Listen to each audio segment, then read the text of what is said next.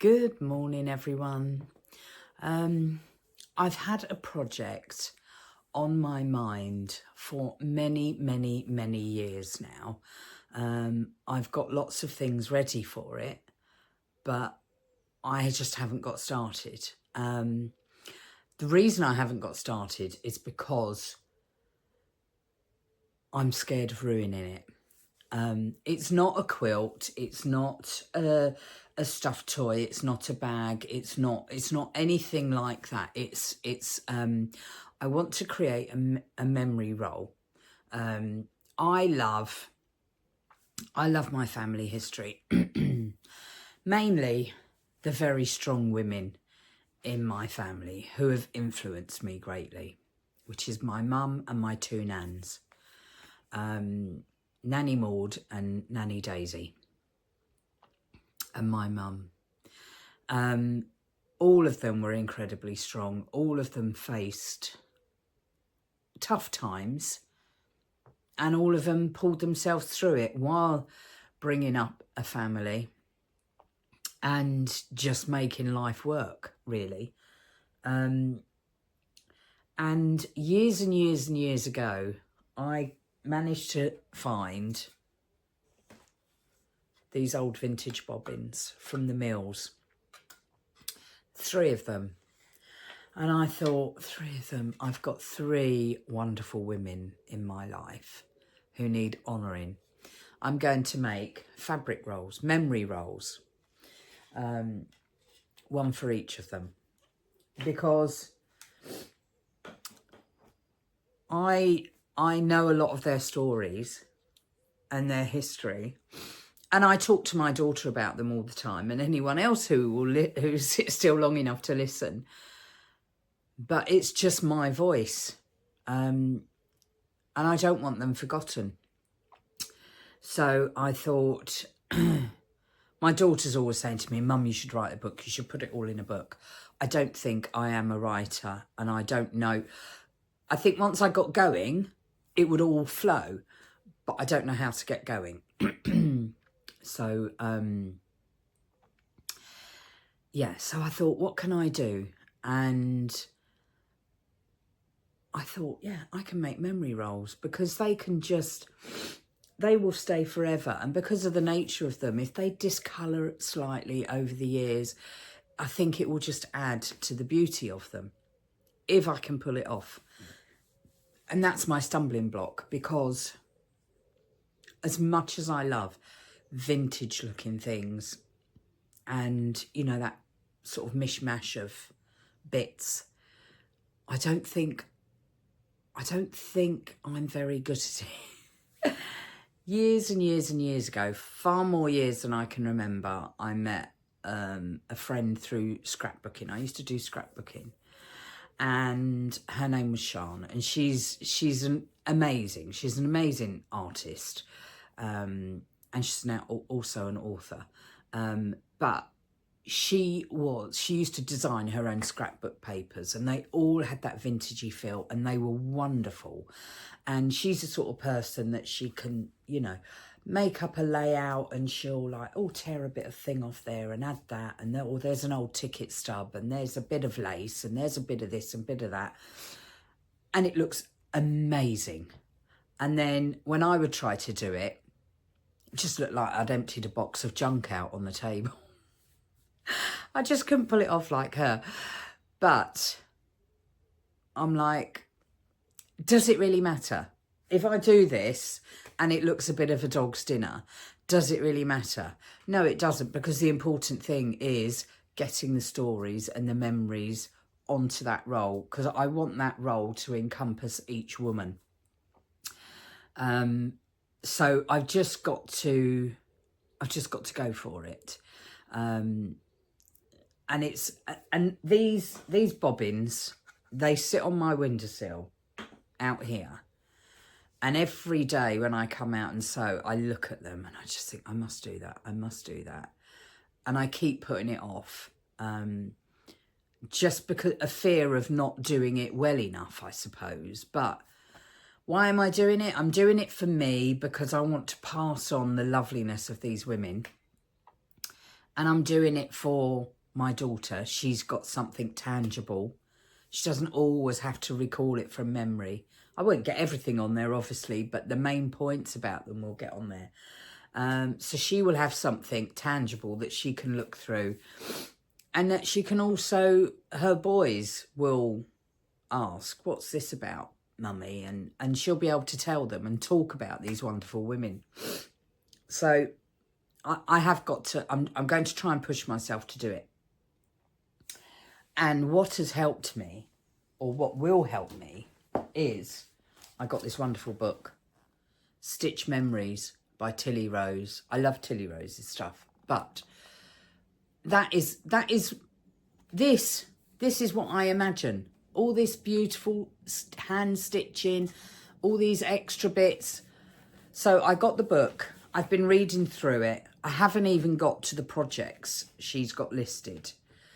But look, there's this much of why you do it, how you can preserve the fabric, different types of stitching, slow stitching, cantha stitching, white work, quilting, layering up, just free motion embroidery, everything. Crazy patchwork, applique. She has got everything in here. Suffolk puffs, using, using inkjet printable fabric, which I'd love to do. I'd love to get photos of them on there. Drawing onto cloth. She's just, this much of the book is how-tos and helpful advice. The rest of the book is projects. Haven't even got as far as that yet. I've just been really interested reading all the other bits. But look, this is the sort of thing I want to go for, a memory roll. Like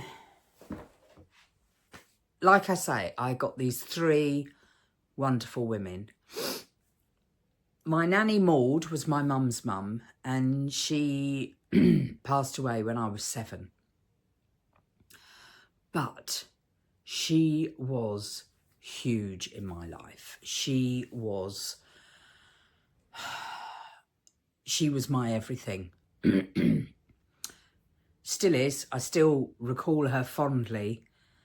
Even though I was only 7, I have a wealth of memories of that woman. She was amazing. She was all-powerful. That's why my embroidery machine is named after her, Marvellous Maud, because she was the big mama. She was the one in charge of the family. She'd had to bring up 4 girls for many, many years on her own after she lost her husband. And the girls were still teenagers when she lost her husband. So that, when you think back to the time, that was tough. That was really tough to be a woman on her own with 4 daughters, trying to navigate the daughters growing up and navigate life. And she never remarried. And she was just incredibly strong. She never let anything get her down. And she's just my biggest memories of her. I always knew she had my back. If probably wrongly, but she was my hero for it. If I was in trouble with my parents, if I'd done something wrong, she would just like, what's going on? And I'll be like, oh, Nanny, I've done this and I've been in trouble and I've got to stay in my bedroom and blah, blah, blah. And she would go, oh, okay. And then she'd come back 10 minutes later, she'd go, go on, you go out and play, it's okay, I've sorted it. She was my hero because I always knew no matter what happened, she had my back. 100%, absolutely. She was 100% for me. Obviously, my other sisters as well. But for me personally, all I knew was this woman would do anything for me, which is very powerful for a child. But like I say, I was 7 when she passed and it was a huge loss and I couldn't I didn't know where she was. I didn't understand death at that age, and she was just gone. And in my mind, she was just lost. She was out there somewhere, but I didn't know where she was. And it was my other nanny, my dad's mum, Daisy, who took me up to the cemetery and showed me where her grave was and pointed out a lot of other family members. And I was like, oh, okay. I now know where she is. She wasn't just out there in the ether somewhere. I knew where she was, and I could settle about it. But then my other nanny, Daisy, took on an even bigger role in my life. She used to have me, in the school holidays, I used to go and stay at her house. I used to go to work with her. Wouldn't be allowed now. I mean, she used to work at Pilgrim Paints, who were a huge cleaning company, and they had a royal warrant. And my nan was the chief spotter. So she used to sit, and she had like a pedestal, and she was up high. I remember she used to go on a step to get up to it. Or maybe that step was put there for me because I was so small when I used to go to work with her. I don't know. But she had like a little jar of spirit and a whalebone. And she used to dip the whalebone in the spirit, and she used to work on stains and marks. And she could get anything out of any piece of fabric or carpet or curtains or furnishings, whatever it was.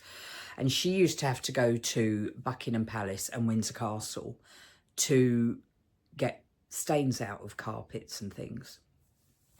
And it's quite funny because do you remember years and years ago when they had the fire at Windsor Castle, and then the Queen opened up Buckingham Palace to raise funds to rebuild the chapel, and you could go and tour Buckingham Palace, and it's always hard getting presents for your grandparents because they've got everything and they don't really want for anything. So the Buckingham Palace had opened, and I remember thinking, oh, that's great.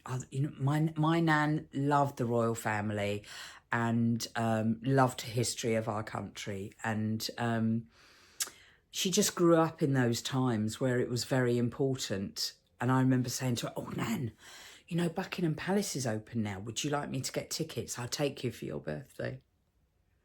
She said, what do I want to go there for? I've crawled round there on my hands and knees cleaning their carpets. That was just so my nan. She wasn't offended by it. That was just her role. But she knew every inch of that place pretty much because she'd done so much cleaning there. But anyway, I used to go to work with my nan. Huge factory it was down Latimer Road. And they had this big ironing table in the middle, and there would be about half a dozen women around. And the leads would come down from the ceiling, and they'd spread out these huge linens and things, and they'd all be standing around the table ironing. I was allowed to iron. I used to do a bit of spotting with my nan. I used to help. There was a guy who worked there who, I'm not sure the right term now, he obviously had dwarfism, and I remember being fascinated by him because he was a grown-up, but he wasn't much bigger than me. And it used to fascinate me that a grown-up was in this small package. But he used to load these vast washing machines, and I'm guessing washing machines. They sort of went round and round, looked like a washing machine or a tumble dryer, whatever. He used to load them, and he used to let me help him. And I mean, it wouldn't be allowed now with all the health and safety we've got, but the memories I have of staying at my nan's and going up the lane, getting her food from the Barra boys at the market and the fruit and veg, and she had a friend who worked in a bakery, so when she knew I was coming, she would always get me a cream donut and bring it round. And it was just, and Ron, the guy with dwarfism at the, Ron or Roy, I can't remember, he, where my nan worked, he introduced me to chalk ices. And I loved chocolate and I loved ice cream. We never got much of it as kids because there wasn't any spare money, but to have the two together and to get that, it was like such a special treat. And I was like, oh my word. Set me up for a lifetime of dieting, but there we go. That's another story. But I have got so many memories of my nan, but it was my nan, Daisy, who, after I lost my other nan, she really poured into me, and she taught me to sew, knit and crochet. And so all my creativity comes from her. My mum could sew, but my mum would sew because it was a necessity. She never got any enjoyment out of it. I'm sure it was a necessity for my nan when she tells me stories of when she used to, all the men who lived on her street where she grew up, when they bought a new shirt, they would bring it to her and she would take the collars off and she would turn the collars for them. And because they were working men, they didn't need collars. They didn't wear ties. So she would take the collars off, and she would earn a few pennies for her family. So it was work for her, but she somehow, my nan was amazing because she somehow always managed to find pleasure in everything she did.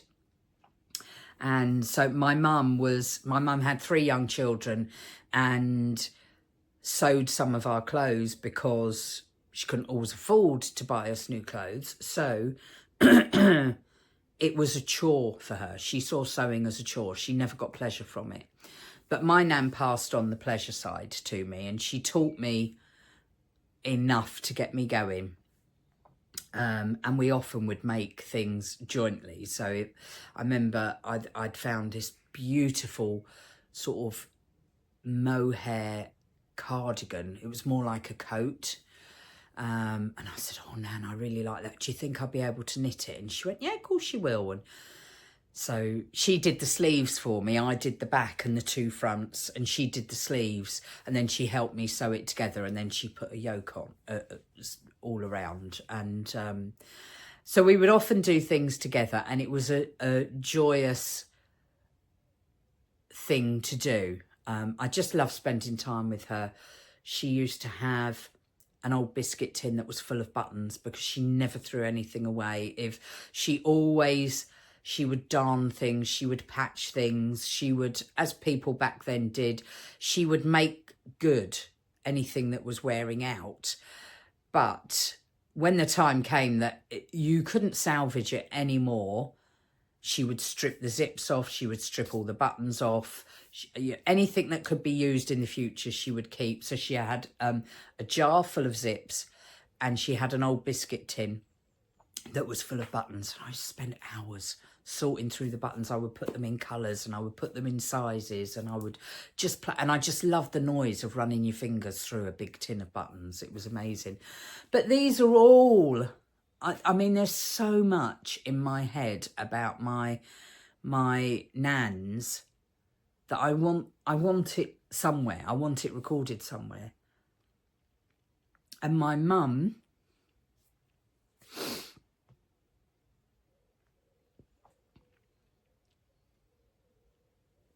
sorry, my mum grew up with a strong mother. She had to be strong because of the situation she was in. So my mum grew up to be strong.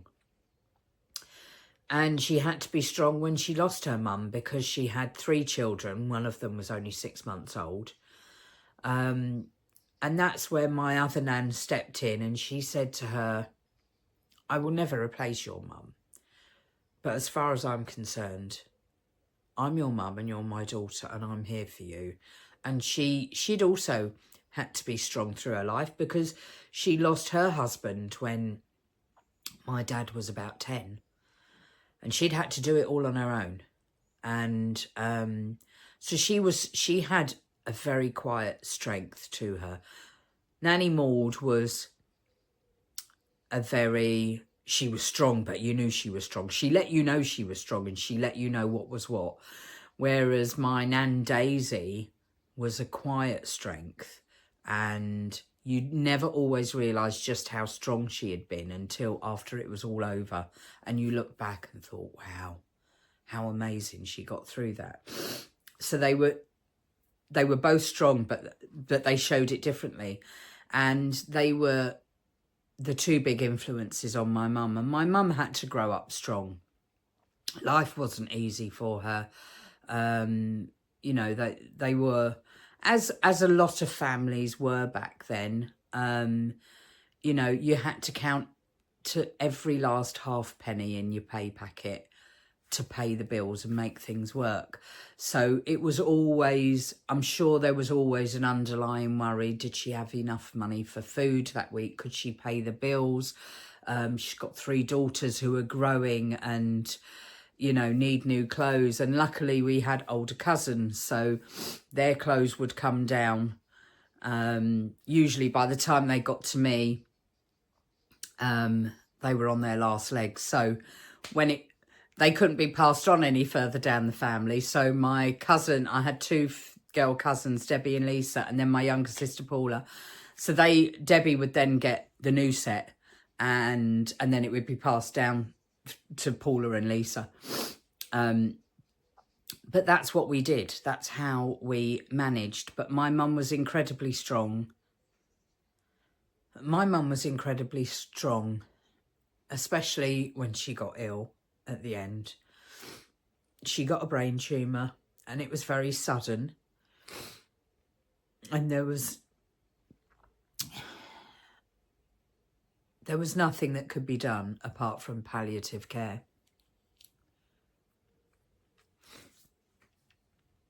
But honestly, I don't know how she did it. I think I would have immediately felt sorry for myself and just thought, why me? You know, my mum was 75. She'd just had her 75th birthday when we found she had a massive brain tumour. But my mum was a fit woman. She used to go to the gym a few times a week. She was always swimming.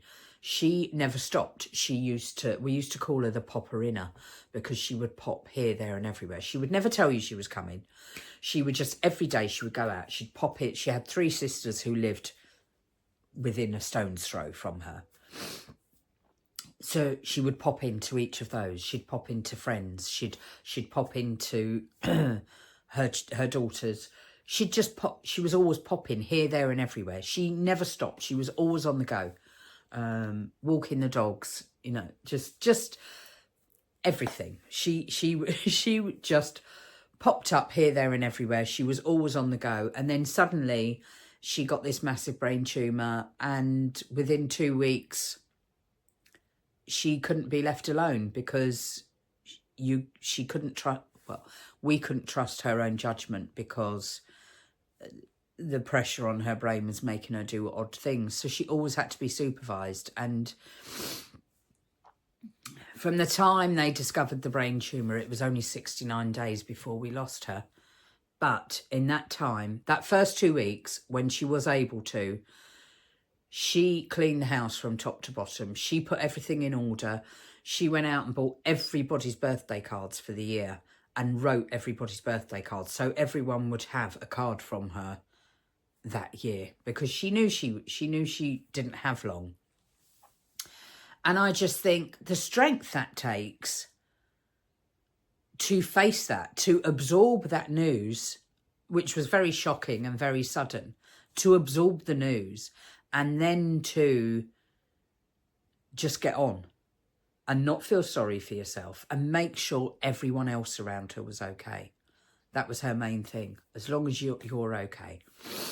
So I've had these 3 amazing women that have been absolute powerhouses and have influenced me greatly. And I don't think I will ever measure up to them. I know I'm strong in some ways, because when I went through COVID, everyone was like, oh, you were so strong. Well, I wasn't. I think there's a natural thing in your body that fights to survive. And I think that kicked in. But honestly, I was ready to give up 3 times. I asked the doctors, just, I'm done, let me go. I can't do it anymore. So I don't believe I was strong, but of course everyone looks and like, oh, you survived that. That was amazing. You know, you are very strong. And I suppose I'm strong in some ways. I've got stronger as time has gone on. I don't put up with any nonsense, let's say that. If people come into my life and want to create drama and stress and just play me, no, I don't put up with that, no. I don't need that in my life. I haven't invited it in. I don't welcome it, so you're gone. And so I think I'm strong in that way. I'm strong in that I say what I think and I just deal with things. That's the strength I can recognise. I don't recognise any other more fabulous strength. Not like these women, but they have been such an influence on me, and they still are. They still influence me. I still hear their voices in my head. I'm now starting to hear them come out of my mouth. You know, you say things, you're like, oh my God, that was my mum talking, you know, but not a bad thing, not a bad thing. But they had a huge influence on me. They still do. And I want to celebrate them. So I'm really pleased I got this book. I'm going to give it a go. I'm hoping it's not going to look like a dog's dinner. I'm hoping I can do them justice. It's going to be a long, slow process because it is mostly all going to be hand stitching. And I've got loads of old fabrics. I've got little bits and pieces of theirs, and I'm going to enjoy going through it all and trying to put it together cohesively. I think I might start with a notebook and jot things down, because once I've stitched it on, if I think, oh no, I wanted to put that before, I don't want to have to start unpicking it. Might add to the beauty of it though, actually, being a vintage project. Who knows? Because I want lots of frayed bits and tatty bits, you know, little bits of lace and little bits stitched on here, there and everywhere. So, but yeah, I'm going to make a start. I'm going to push myself to make a start. I will keep you posted as I go along, but it won't be a quick project. But that is my next big thing. I'm going to enjoy reading the rest of this book. I'm going to now, I've read all the bit leading up to the projects, all the hints, the why you do things, the how you do things, the way you can use different materials and things, gather your supplies. I've read all of that. And now I'm going to sit and enjoy reading the projects and see what she's done. And obviously there's this one project here. That's sort of what I want to do. So I'm interested to see how she does it, why she does it. And I want to get some photos of these amazing women printed onto fabric so I can stitch those in as well. Obviously from my nans there aren't too many photos because no one had cameras back then, but I have got some lovely photos, special one, because people only used to take photos when it was like a special occasion, so they often look really quite lovely in the photos. So I have got those on my computer, so I can print those onto some fabric and incorporate those in the project. And I'm hoping I do justice to these 3 amazing women. So I hope you come along and enjoy the ride. If you've done anything like this yourself, oh my God, please talk to me about it, because I just want to absorb every bit of info or help or anything to do this project. I'd love to see what you do. Or what you have done or are in the process of making. I would love it. So, yeah, please get in touch. Show me photos. You can either leave comments or send me a link to, if you've got a Facebook page or a YouTube channel, send me a link so I can check it all out. Or if you don't like, a lot of people don't like doing it publicly. So just private message me and we can chat that way. But yeah, I'm quite excited to get started now. I feel I've got a bit of momentum around me. So, behind me, I should say. So yeah, that is my next big project, but it's going to be a long ongoing project. But these are not going to sit on the windowsill and stare at me any longer saying, use me, use me.